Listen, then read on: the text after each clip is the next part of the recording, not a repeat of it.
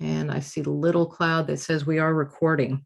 So once again, welcome to the Camera Club of Richmond. You know how to turn your microphones on and off and your cameras on and off. We will see if there's time for questions at the end of Ren's wonderful presentation from what I hear. And he's going to begin in just a few minutes, but we want to go ahead and just have the board say a few things. We've got a couple of announcements to make. So Bob, our president, is here if you want to go ahead and speak with us.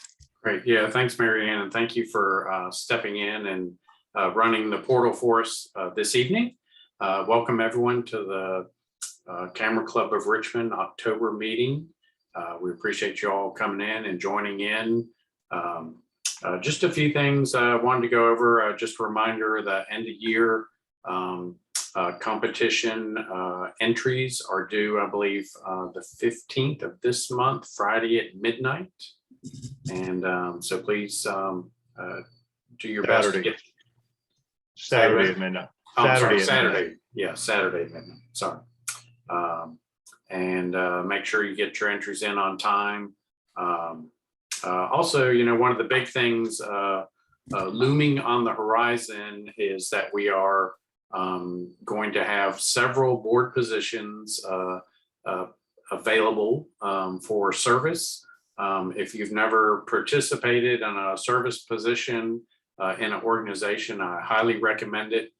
It's a great way to really get connected on a deeper level with a group. I certainly have enjoyed it here with this group, and I've worked with other organizations in the past too. And it really is a great way to get to know people on a much better basis than we get to just generally as members at meetings and going to events and things. So I hope you consider, just so the club itself can continue to offer the benefits that we offer as to membership. We do have positions open, so some of them are going to be my position as president. And as you can see, anybody can do it. It's pretty easy. And we also will be needing a vice president as well. Also, Karen Davis has been working double shift for the last while, both doing the newsletter and working doing communications. And we would like to not overburden her with her generosity. And so if you have, you know, even just minor desktop publishing skills, or even if you don't, just good organizational skills, publications could use some help.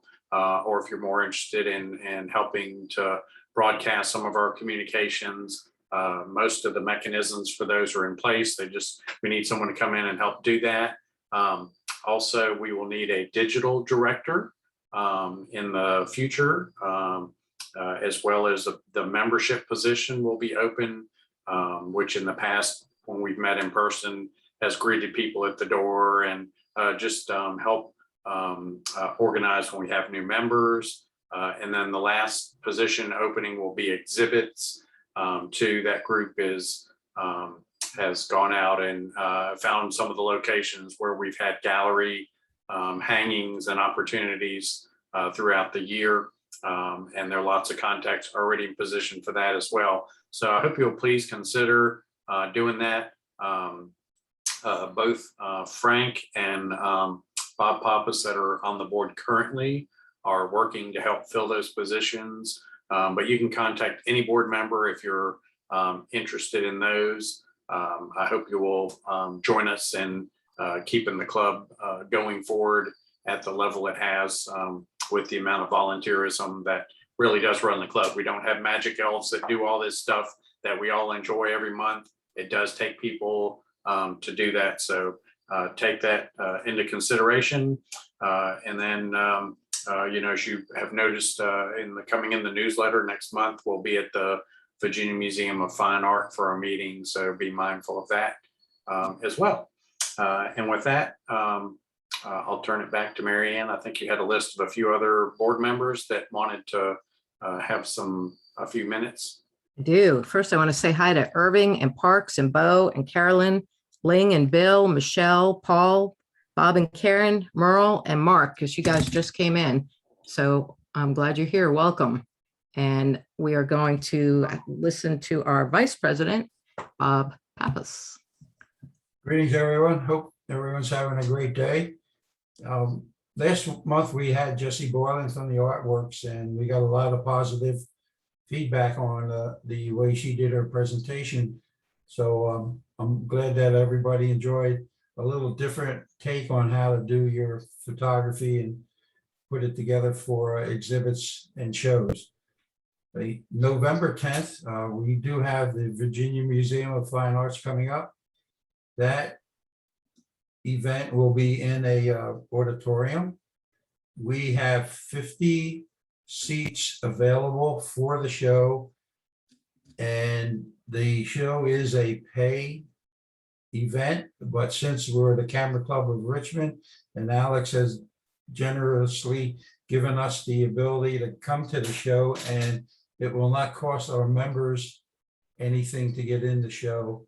Plus the ones that cannot make it, the show will be live streamed. So you will be able to see it as it's happening. The number 50 is a fixed number. So if we start to get more people requesting the sign up, we may have to go to a waiting list. Next week, Karen should be back, and her and I will be putting some of this together and getting emails out to everyone so that we can have a way for people to sign up and get on a list early, so we know what we're working with as far as members that are looking to go to the show.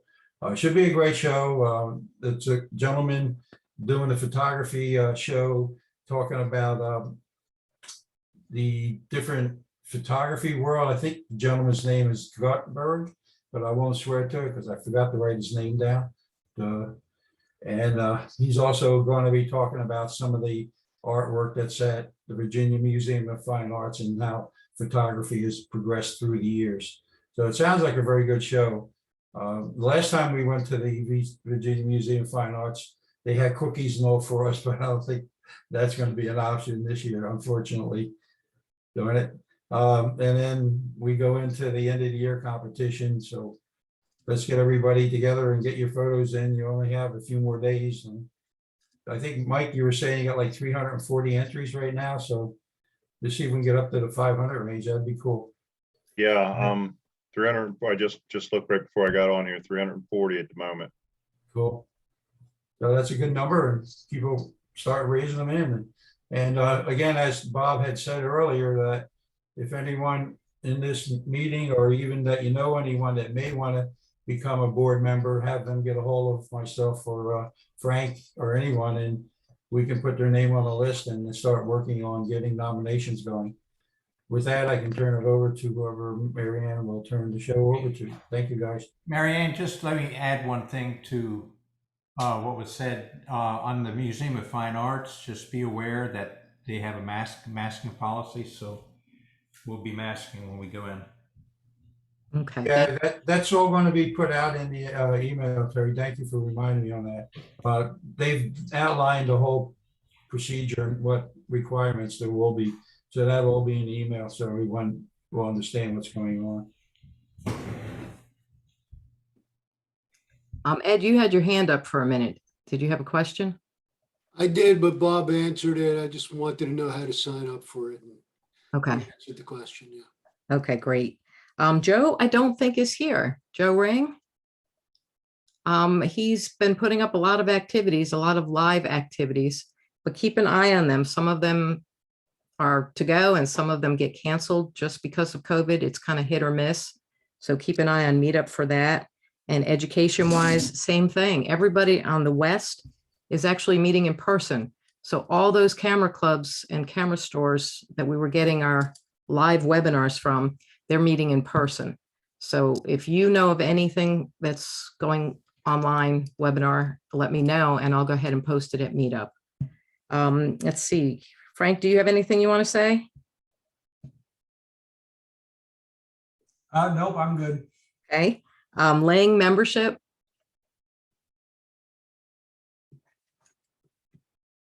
Say it again. No, No? Okay, your Yeah, neighbor's thank you for asking. here. You're welcome. Your neighbor is here tonight. Yeah, When he- Puneet, Yep. Puneet, So we welcome. budding photographer. Yeah, that's what I heard. He's a budding photographer, a So world traveler. he's going to join us soon. That's a great thing. Leo, anything on the videos? You've got to unmute yourself. I'm sorry.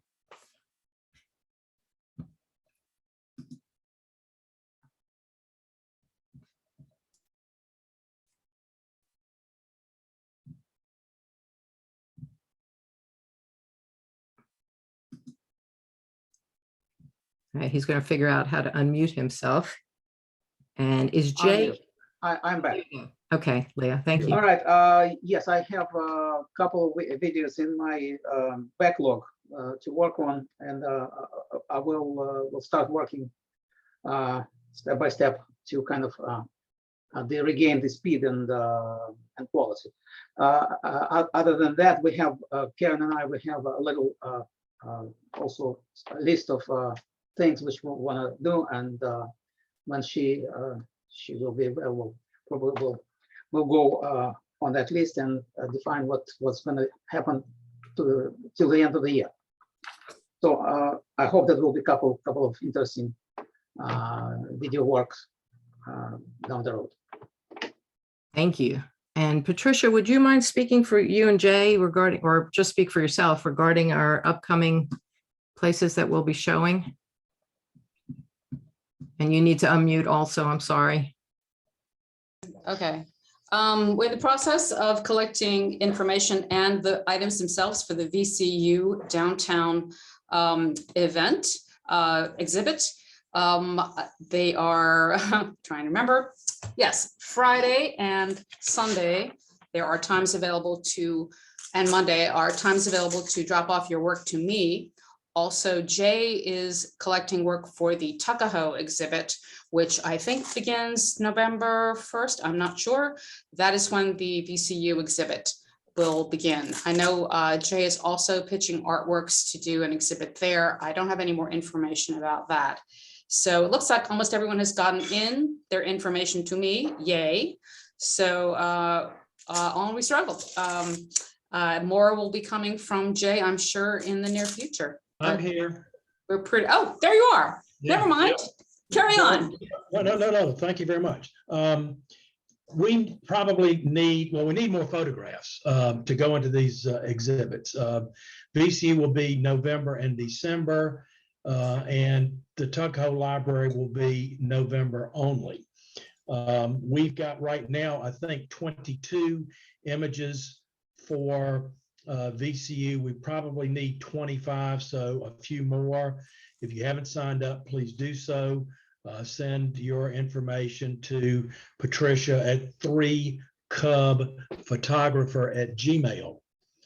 Tuckahoe, we're much more in need. We've only got about 7 signed up so far. We need probably 25. So feel free to send 1 or 2 our way. Send it to me at exhibit.ccrva@gmail.com. And what we need is title, your name, of course, size, price, and I think VCU, they also want date taken. So if you'd include that, that would be helpful. But we need this information in the next week so that we can do our labels, at least for the Tuckahoe. VCU will do that themselves. But, this will kind of wrap up our exhibit schedule for 2021. We've already got 3 or 4 places in mind for 2022. We have made a pitch to ArtSpace, and I will make a pitch to ArtWorks in the next few days. So get stuff framed up on canvas, whatever you want to do. And but please participate because we've indicated to these folks that we are prepared to fill the space that's been provided to us. Thank you. Thanks, Jay, and thank you, Patricia. Anne, do you have anything you want to add? Ann Fulcher?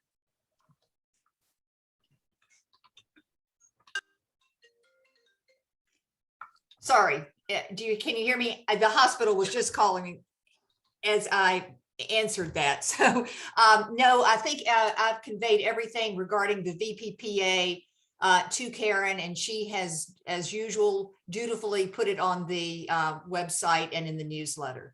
So I think we're all good there. Excellent, thank you. Thank you. And let's see, Karen is not here, but I am sure she will send out an incredible newsletter and everything will be in it. And Carol, how about you, Hageman?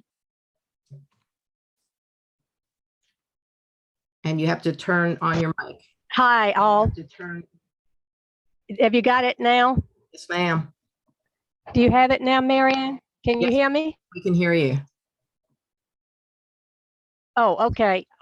We just got back Sunday from the Photographic Society of America convention, and it was absolutely great. And we were so impressed with the flights out on United. It was immaculate, and we had no worries or concerns whatsoever, especially with the PSA people.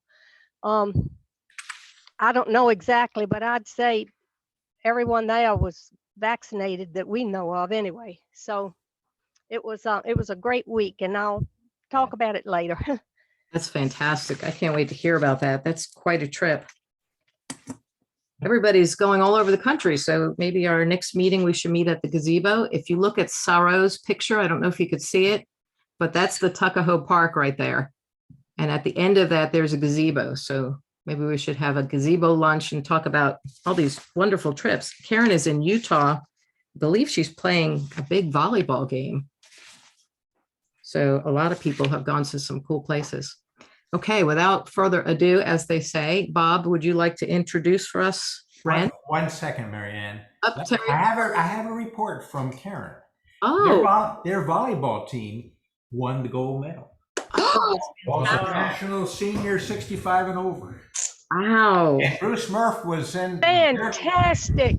Their team was, Bruce Murph's team was in the gold medal game when I was talking to her, but she kind of thought they might not get the gold medal. But hey, second place, international. Okay, that's my second interruption. Sorry.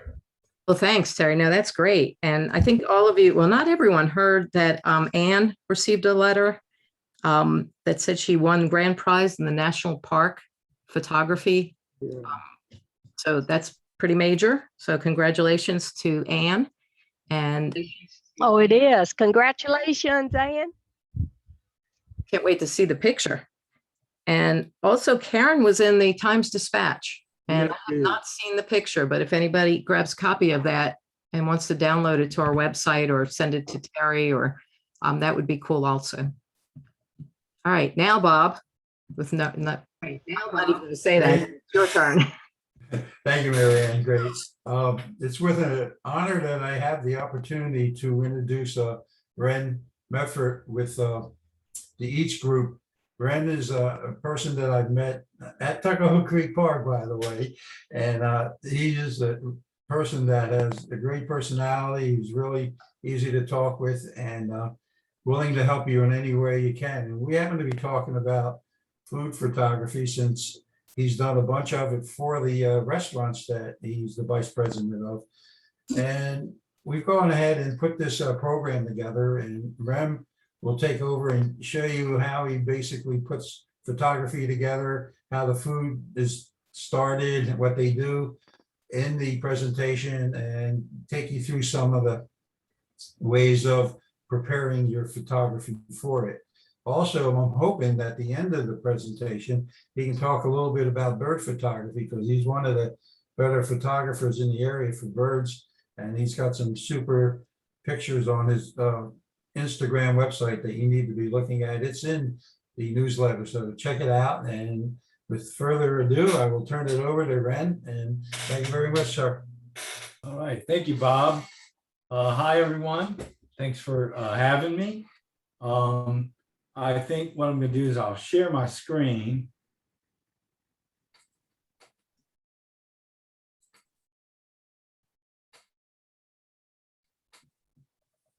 And then I'm just going to talk a little bit. So I've been in the restaurant business for, I don't know, 35, maybe 40 years now. And with this company, November will be 14 years for me. So this really, the food photography part of this really came out of the fact that we had a need, and I decided I was going to fill it. So we needed photographs for, in those days, there was very little social media. So these were really for our website. I'm going to talk just briefly about what I use equipment-wise. So I shoot with Nikon, and I essentially use two lenses. I have a nifty 50 1.4, and then I have a 24 to 85 that a Nikon also that I use. And then I have an odd lens you'll see a couple pictures with here that I really like. And it is a Nikon 8mm fisheye, a really fun lens. And I use that more for interior and food staff shots like that. So anyway, so the first photo I'm going to show you here is this was taken at Red Salt, our steakhouse in Short Pump. And this was in preparing to open a Hot Chick, which is our fried chicken restaurant in Shockoe Bottom. These are pimento cheese balls with hot honey. And this is probably more 75 or 80% of my photos are taken live in the store versus in a studio condition. A couple of things that are, I think, very important for your food photography is to always remember that you don't have to make the food edible. You have to make it visually edible. So it's not necessary to, cook everything the way that you would want to eat it. It's necessary for you to cook or prepare things so that you want to eat it with your eyes. We're very lucky, and I'm lucky because as a restaurant group with 13 restaurants, we get a lot of samples in. So I have basically an unlimited amount of plateware, and I'm lucky enough to work with a lot of talented chefs. I also have a small studio set up in our office that consists of a Wascott umbrella lamp with a 500-watt bulb. I use a bunch of vinyl backgrounds that are stone or wood. And then I also use a number of stretched canvas sheets that I use either white or black. The white I use sometimes as a background, but mostly as a reflector. And then I use the black as a background also. Anyway, other than that, that's just about it. So next photo here. This is Hot Chick again. This is Nashville Hot Chicken. I set this up with, I also collect cookbooks, and I set this up with one of my old cookbooks in the background, some hot sauce. This is a black background, and that I shot this with. This is 50mm. These are little bitty trash cans that are we use to do a fry display. I think it's a pretty good example of how you can take something very simple and make kind of a neat photo out of it. I did an overhead shot of this too. I use a tripod with a gimbal and a boom arm to do all my straight down shots.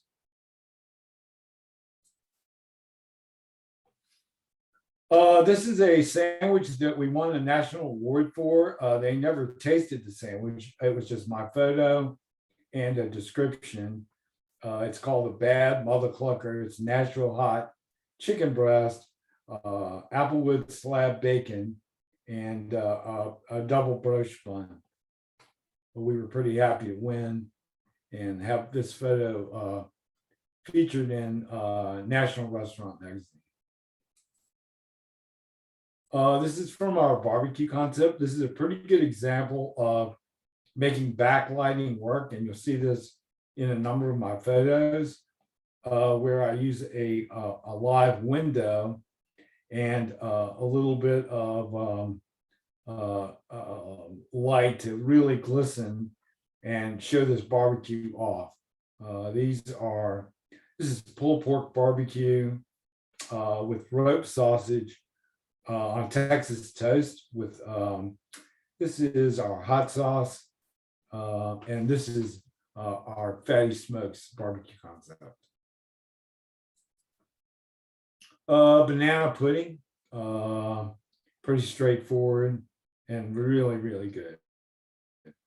And this is a good example of using a torch. If you don't have a brulee torch, it's a great item to have because you can add caramelization to any, asparagus or a vegetable or a piece of fish, because once again, we're not trying to eat it, we're trying to take photographs of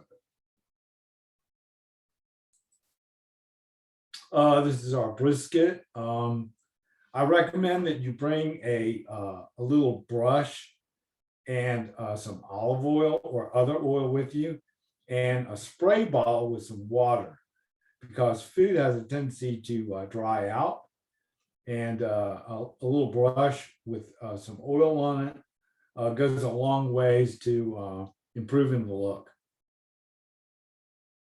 Oh, and this is obviously shot backlit also. This was a beer dinner we did with Karina Ives. I like a lot of repetition if I can in a shot. This was jerk pork on a sweet potato chip that we did. This was the same dinner. This was a flaky whitefish done in a sake spoon. This is another dish from a different dinner. I like when I have the opportunity to show a little action in the photo. This is actually a plating where we were doing, I think there were 50 people at this dinner.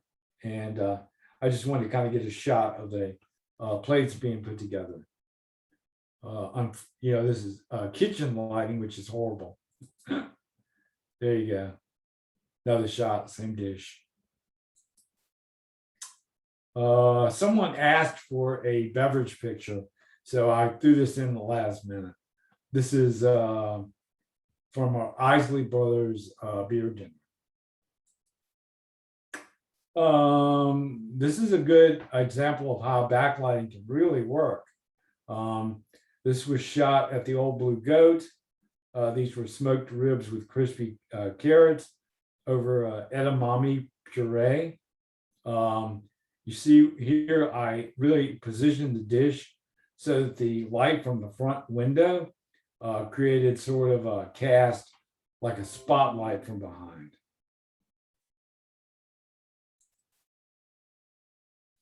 This is a tamale shot on slate.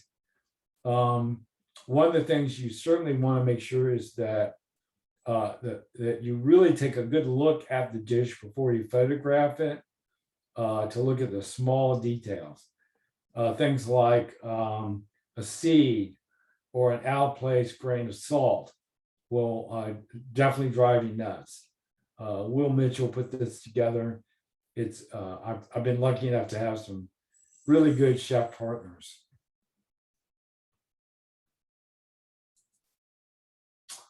Lobster mac and cheese. We actually, you can get this, but it doesn't look this way. So a lot of times we take photos and we really just try and make the dish look good. This was shot with an overhead spot on black canvas below and above. And I just wanted to get this silver plate to shine and show off these lobster claws. Here's an overhead of the same dish. This is Barata Salad shot on black canvas, like the stark white plate. These are watermelon radishes and heirloom tomatoes.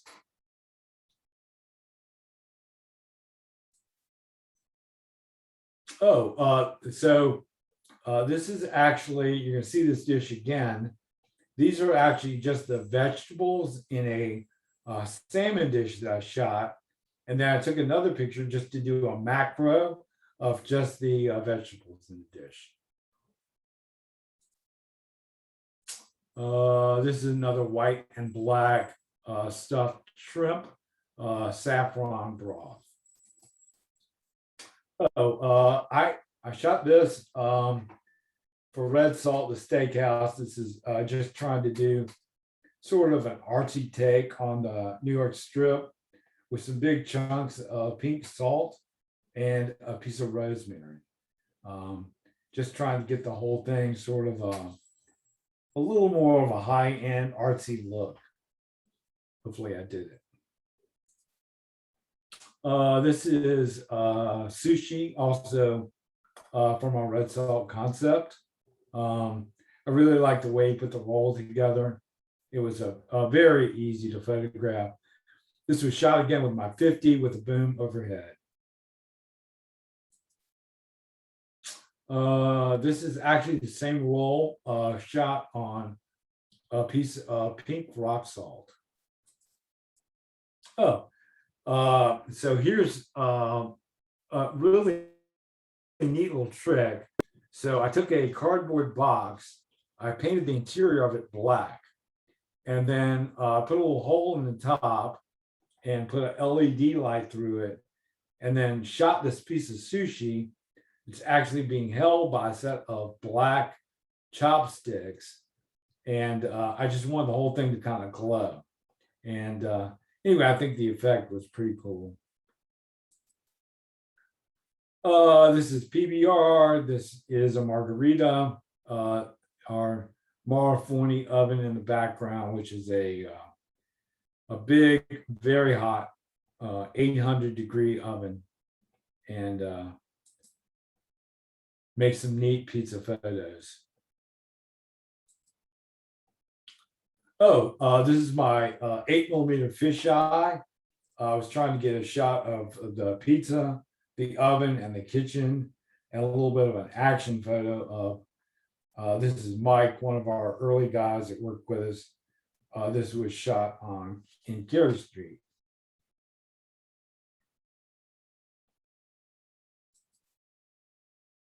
Same kitchen, also with a fisheye. It's an Italian grinder. I shot this actually right coming out of the oven. We baked this bread ourselves, and it's just a very photogenic sandwich. Another example of we really made this to take the picture, not to eat it. Ren, Yes. you got a question came in. What is a boom light? And with pizza, do you bend down low? It's a boom arm, and I mount my camera so that it can point straight down. And a lot of times, depending on where I'm at, I'll actually do my setup on the floor, and then I'll shoot everything on the floor. What was the other question? Do you bend down low with the pizza? No, I bring the pizza up to me.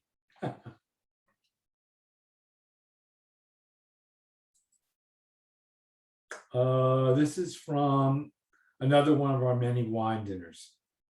Like I said, I love these shots that have, the repetition and the food fades into the background. This is, I think, a good example of how you can take something very simple and make, a fun photo out of it. We had a bread oven at one of our concepts, and we were doing these whole wheat bread loaves. And I shot this on white canvas, and I was really trying to embrace the light and the shadow in this to show off that, how rustic the bread really is. I like doing this too. So this is an old French saute pan that obviously had a lot of use. This is a piece of seared salmon over farro, and this is a English pea puree that he just swirled into this old steel pan. And I really enjoyed the look of, this very rustic pan, and really a pretty rustic dish. Oh, this is a piece that I did for a photo shoot for Bon Appetit. This is Will Mitchell, was our chef. He now has a restaurant in Gloucester called Land and Sea. Really good chef, and it was fun doing this, and getting my photo in Bon Appetit was fun too. This is chorizo fried rice from our Asian Hispanic fusion called Juan Gonzalez. Another good example of a backlit photo that I think works really well with a little beer. This is also from Wong Tacos. This was shot in my studio. This is a fake background. And I've got, they're very inexpensive, and they really look good. I love the stone ones that I have. I think we'll see an example of that. Oh, same dish. No, different dish. Another taco. I like doing them up close too. This is salmon and salmon roe with squid ink and black flying fish roe. Chef Hytrom put this plate together, and I love the fact that he used the black, so I shot it on a black background. Oh, this was shot outside, direct overhead light. This one is in the same set of photos that I did. And what I did is I wanted to get rid of the plate entirely. So I photoshopped the bottom of the rim of the plate out. So it just looks like, I laid it on a white sheet. This is squid ink and octopus. These are just nigiri pieces, obviously cut out on black. Oh, this is a little taco.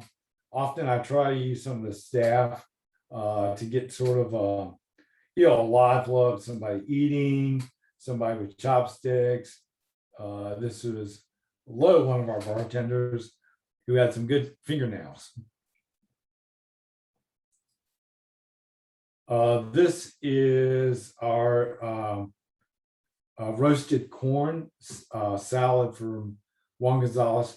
I shot this on black with a black background. This is also a studio shot. Let's see.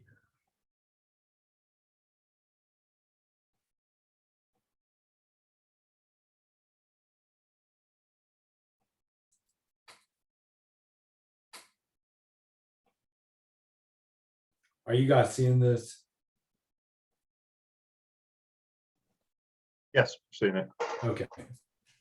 Yeah, this is our, oh.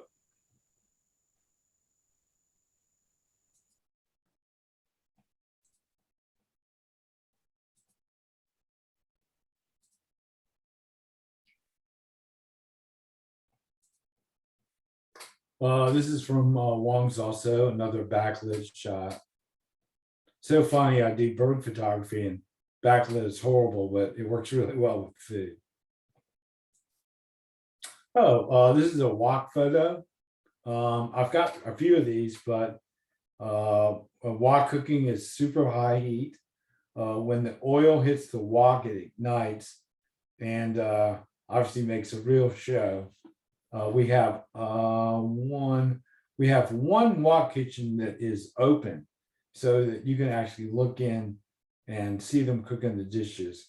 This is from Food Dog, a ramen concept on Main Street. Sushi. This is Jimmy's stuff. Obviously, salmon here. This was shot at Beauty and Grace, our private dining room on Grace Street. You had another one come in. Okay. Somebody wants to know what ISO do you normally use? Oh, well, on live shots, I shoot for stuff that's not noisy. So I'd love to see 100. Some of these shots I took, some of these are 7 or 8 years old. I look back at some of them in when I was getting ready to put this together. And I tell you, I was amazing. Like I could shoot stuff at 1/15 of a second handheld, but I can't do it anymore. So something like this, I would have shot with a boom. So I didn't have to worry. And I use a remote trigger too. So I can really shoot slow and keep my ISOs way down. Hopefully get a good crisp photo.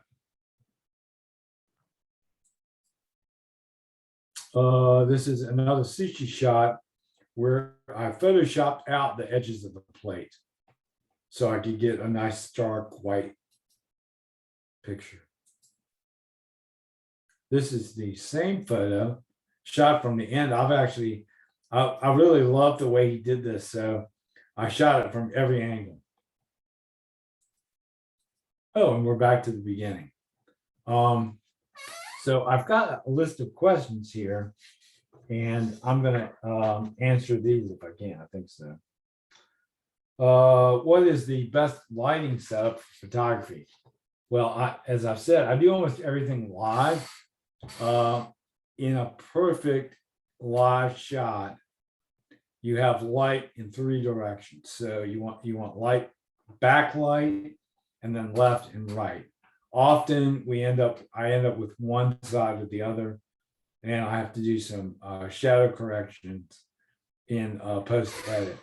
I really like shooting live and actual natural light. I go outside whenever I have the opportunity. Natural light is just, I think it's unequaled. Even in my studio, I have a studio light on one side, but I have a window that I can bring some natural light in.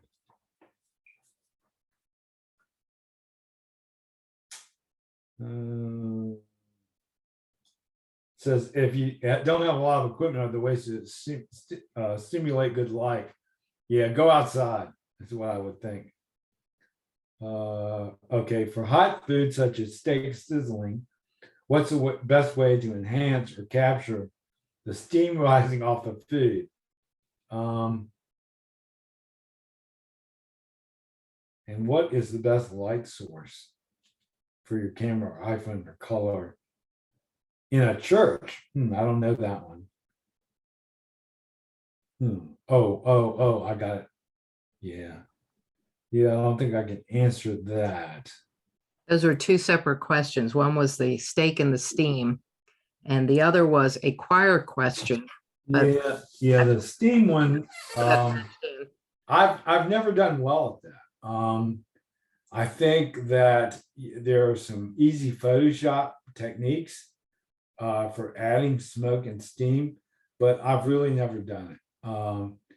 And even though I've tried a couple times to get stuff, piping hot, even right in the pan, I've never been able to really capture, the steam or smoke in the way that I would have liked to.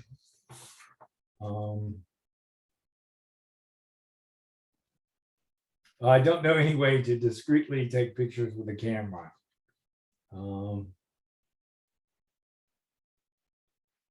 You also have a question in the chat is what boom arm do you suggest? Oh, gosh. Well, I'd have to go and find mine. But what I would say is, so I've got a tripod and it has a gimbal with a 90 on it. And the boom arm goes through that 90. And it came as a kit.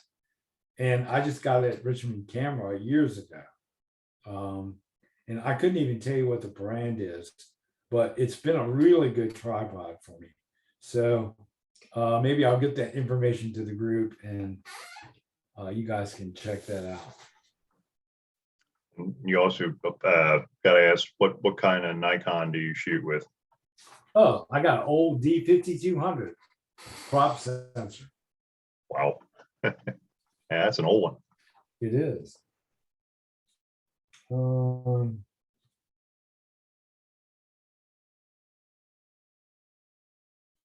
How do you feel about a group app snapper when photographers come out and take pictures for you?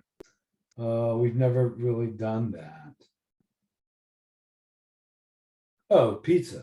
So yeah, the question is, when taking pictures of pizza or things that are flat, should you bend down to the floor or you shoot from above?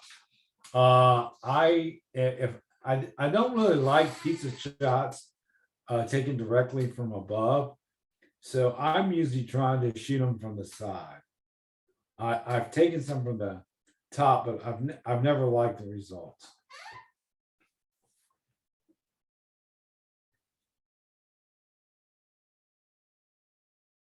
What is the best lens to use to take pictures of the entire plate? Well, I think my 50 is probably it. I think a 35 could be better. I just ended up with a 50, so it's what I've been using. Oh yeah, backdrop. Should you use a backdrop when taking pictures of food at home? Yeah, I think absolutely. I love my black canvases. So I just get a plain white canvas and then I spray paint them flat black. And it gives me a nice background to work with, really for a lot of photos. Amazon sells food backgrounds, for taking food photography. And they're inexpensive and the good ones are really good. So I highly recommend buying, a background. The ones I have are two-sided. So one will have like marble and the other will have like granite. So they're really cool. If you need to take pictures in the dark at a party or in the evening, what type of lights would you recommend? So I did try and do some speed lights for crowds, but they never worked out. So what I ended up doing was either coming in and finding a good handhold or make a good triangle, and then and just shoot at a slow speed.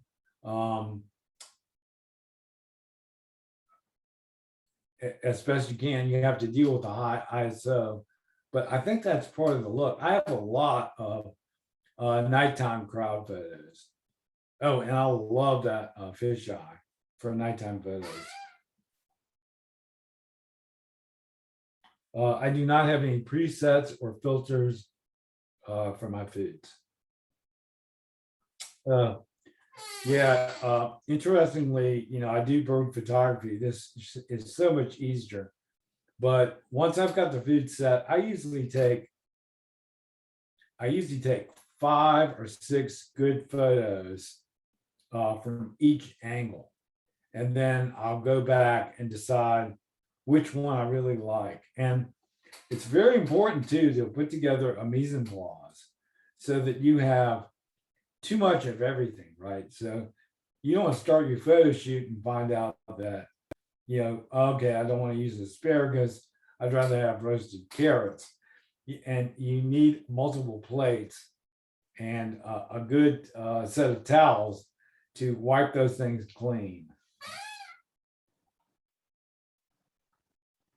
You got a question in the chat to, I guess, in how many photos do you use phony food in the photo to enhance the color? I'm sorry, say that again. In how many photos do you use phony food in the photo to enhance the color? Oh, I've never used phony food. There are some tricks. A lot of times people will use shortening in the place of ice cream and whipped cream. I have not done that. I don't think I have an ice cream photo, quite truthfully. But yeah, obviously you'd have melting problems there. So no, I've never used a fake food. If you were taking pictures of ugly food, how can you make it look more presenting? There's no way to do it. In fact, I was thinking like I did a lasagna dish that at the new PBR, and it was the end of about 20 things that I shot, and I just shot the picture, and I got home and went, man, that thing is ugly. You just can't fix it, not anything you can really do. When posting on social media, there are different sizes, especially for Instagram. How do you recommend taking photos that when you post them are, and are not posting part of the photo? Yeah, that's one I definitely know. So Instagram especially, you have to think about what a phone screen looks like. So a wide shot like this one that you see here really doesn't work on Instagram. You really have to go back, and I keep all my raw files. So I can go back and re-edit this to make it an Instagram photo. But you really have to go basically on that screen size. Oh, and I've got one other thing to show you. Let's see. I'm gonna have to reshare my screen here. Maybe I can go backwards here.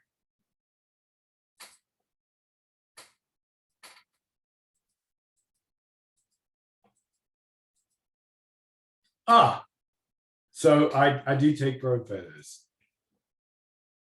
And this is a Cape May warbler I shot maybe a week ago. This is my pet Halloween project. I wanted to take this egret photo that I had and just make it kind of creepy for Halloween. And this is a red-tailed hawk that I caught eating a crow. So, oh, wow. Yeah, and he didn't care about me. So I got to get pretty close and got some really good eye detail, which I really enjoy. Anyway, so if you have any more questions, let me know.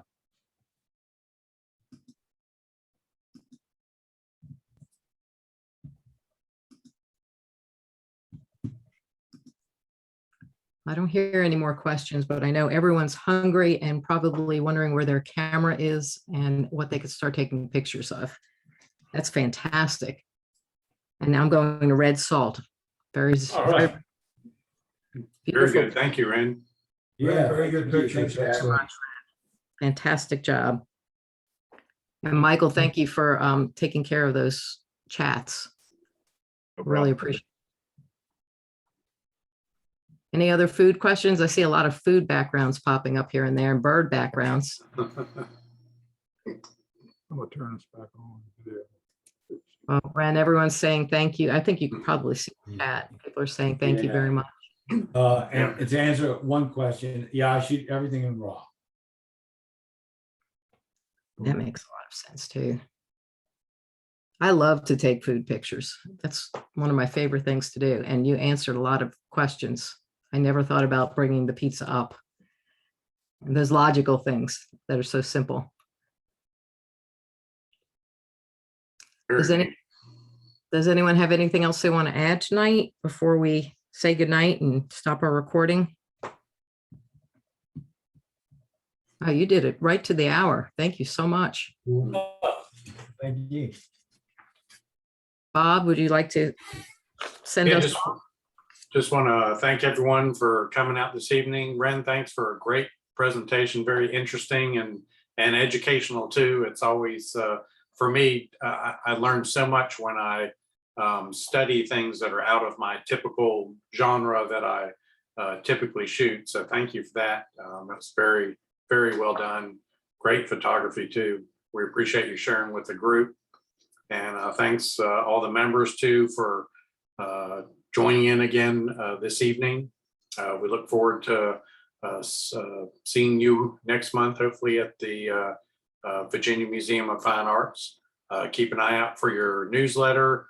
Please consider participating in some of the exhibit. It's a great way to get your work out in public a little bit, and a great way to, I struggled in the beginning, with having photographs that I really love, but they were just sitting at home on my computer. So it's a great opportunity, just in a pretty simple way to get your work out there for other people to see. So thank you all for coming tonight. Marianne, thanks again for running all the logistics and everything. We appreciate you and your service to the group. And also, please, consider joining us in a service position as the club goes forward as well. So thank you all for coming out tonight. Thank you. Everyone take care. Thank you. Thank you. Bob. Thank you, Ren. Thanks, Ren. Thank you. Thanks, John.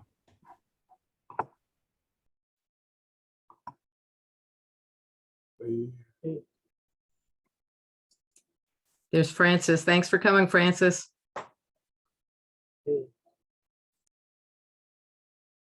Enjoyed it. Thanks for having it. Always.